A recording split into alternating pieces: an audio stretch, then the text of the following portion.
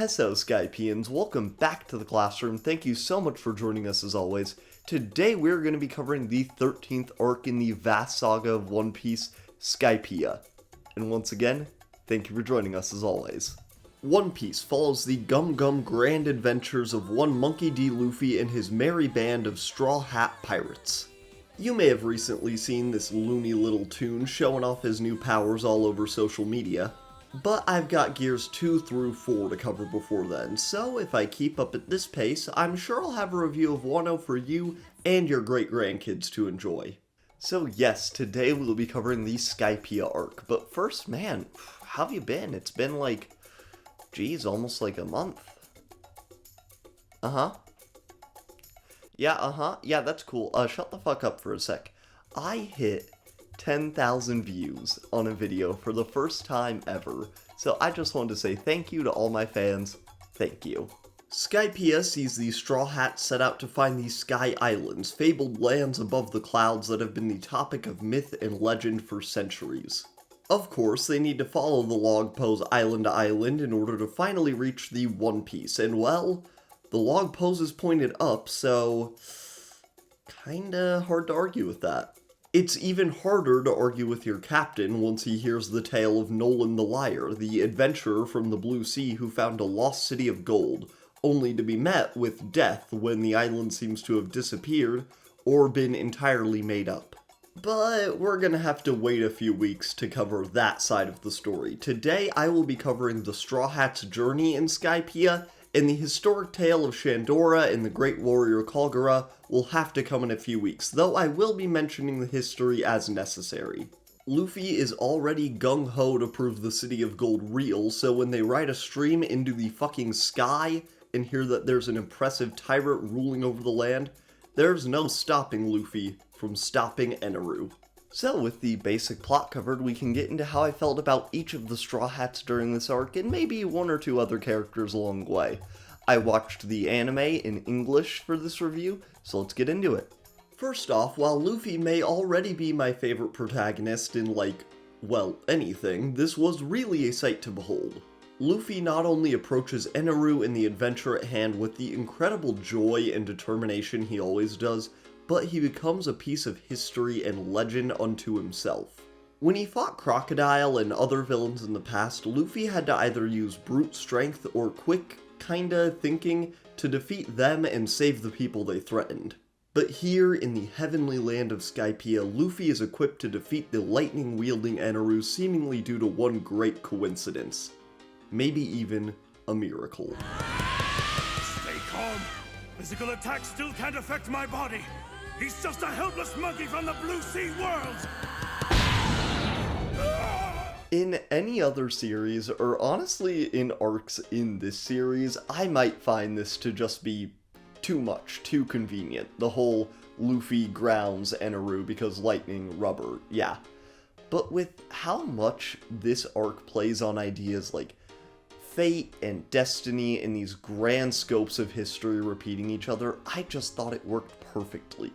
Luffy's promise to not only free the people of Skypiea, but to show the Blue Sea that the island in the sky is real was a joy, and seeing his almost ecstatic silhouette cast through the clouds was something that I think will stick with me for years to come. Well, descending down to first mate, we have Zorro, and in this arc, Zorro is, he's just kinda bullshitting.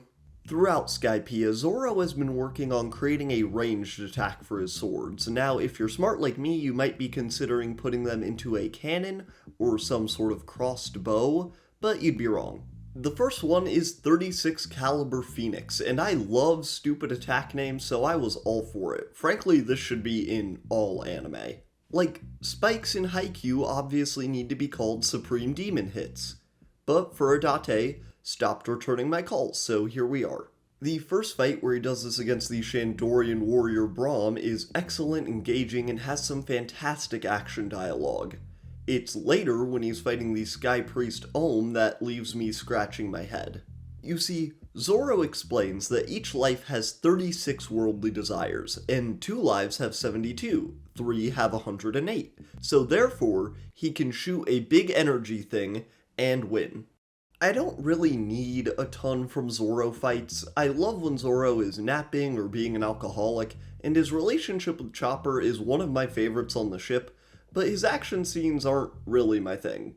I talk about this more in my Usopp video, so please go check that out if you want to hear more, but I just feel like Zorro has to say some weird, cryptic swordsman shit, and then do a big slash, and the fight is usually over.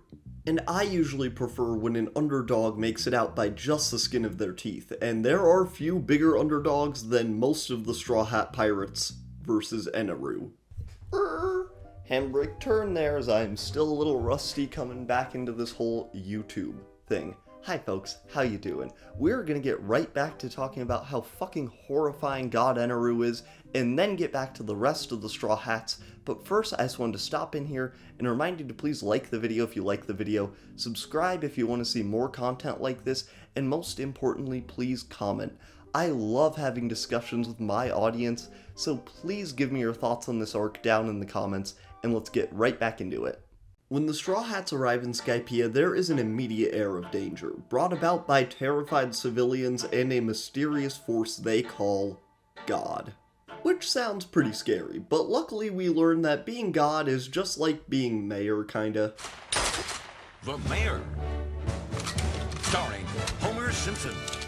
Or at least it was until this slim, shady guy with the rumble fruit came and took the throne for himself. Letting the very unfortunate title go straight to his head, Eneru now rules Skypiea with an iron fist, omnipotence, and a plan to send this land right back down to the Blue Sea. Eneru is probably my favorite One Piece villain so far. His arrogance, his devil fruit, his voice actor, they all come together to just make a fucking tyrant. I love Crocodile, but Eneru just barely edged him out for me. But maybe if we see Crocodile back one day, then. Whereas Crocodile was a bad person, but with understandable motivations, even if those motivations were just pure greed, Eneru is like a force of nature with an extreme ego problem. Up until Luffy gives him a proper Blue Sea beating, Eneru is utterly untouchable, and he fucking knows it too. While pirates and Shandorians raid Upper Yard, Eneru takes glee in counting the dead, and even more in adding to them.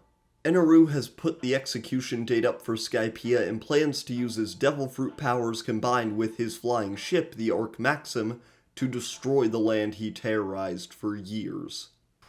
Now, these are all crimes against humanity, pretty much. But what Eneru would never commit is a crime against fashion. Eneru has one of my favorite designs to this point in the series. I love his big poofy joggers, his Buddha-esque earlobes, and his iconic drum ring actually comes from a Raijin, a Japanese god of lightning and thunder. But to return to the point that this drip king is more like a drip horrifying tyrant, let's talk about Sanji. While Nami is attempting to flee Eneru before she is thrown off the side of his arc, or worse, Sanji does something that, well, I guess it doesn't need much of an introduction. I should thank you. I was looking for a light. Appreciate it. Oh yeah, and he did it for Usopp too, I guess. This is not only incredibly brave and shows again that the Straw Hats are more than just a crew, there's another meaning I got from it. Sanji responding to being hit by lightning, like all of the lightning, is that he was looking for a light, and I think that a response that, well, frankly ridiculous, shows that no matter how crappy the situation, there can always be a little spark of goodness to hold on to and to be thankful for, and Sanji always represents that for me. This moment is breathtaking, and finally getting to see it was a real treat. I've known about this moment for years already, but Oda will always knock your socks off when you see it for yourself. Usopp didn't get anything as blatantly cool as Sanji's big moment this arc, but in a part that actually had me crying laughing, Usopp basically tries to manifest winning against Eneru.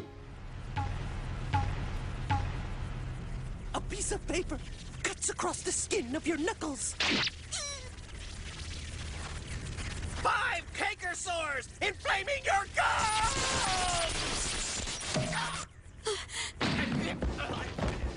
He also gets to show off his increasingly impressive inventions, like the Usopp. Here it is.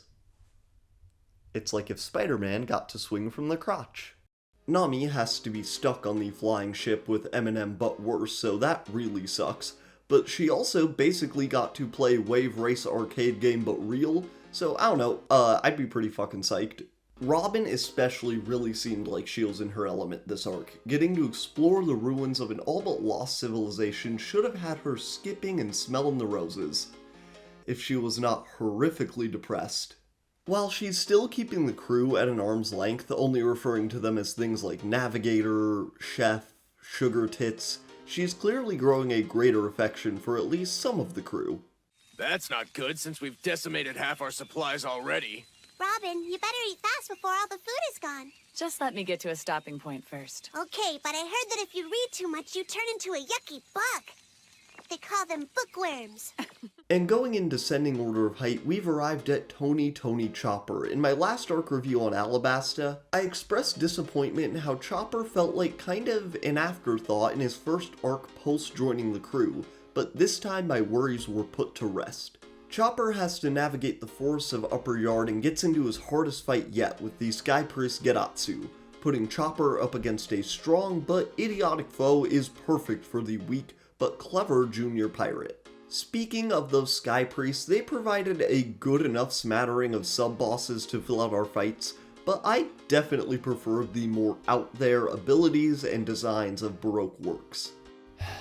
And now for my one mandatory complaint of my One Piece dick riding sessions.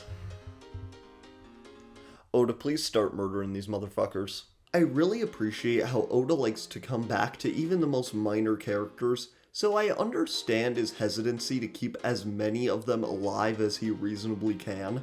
However, I do think that this geriatric little sky man juking out the powers of God is a little past reasonable.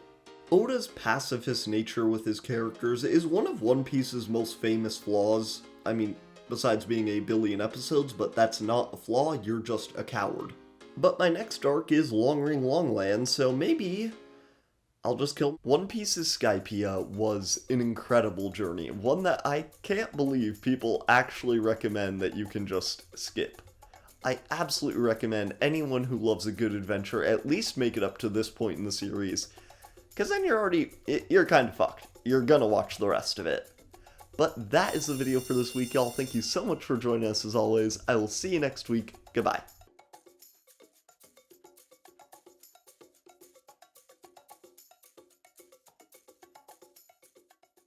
Hey everyone, thank you so much for watching that video. I really hoped you liked it, and if you made it to this point, a special double thank you. I am going to keep doing these end bits in my recliner right there, but I really want to get some shades for this room before I keep doing it again, but I think I might do that like sometime this week. But anyways, I've got a lot of stuff to fit into this little section. First off, 10,000 view video, thank you so much. Second off, been on a long hiatus, so I hope that y'all come back for this video. Brother's bachelor party trip with my girlfriend's family, both very fun. And then I had my birthday. I just turned 23. And what I have to show off for my collection this week is one of the presents my girlfriend got me. I imagine I might be showing these for a few weeks. I want to show this one first because it's my favorite, I think. This is Franklin. He is a stuffed Triceratops, and I love him. So thank you very much, girlfriend. And thank you all for getting to this point in the video. I really hoped you liked it. I will see you next time. Goodbye.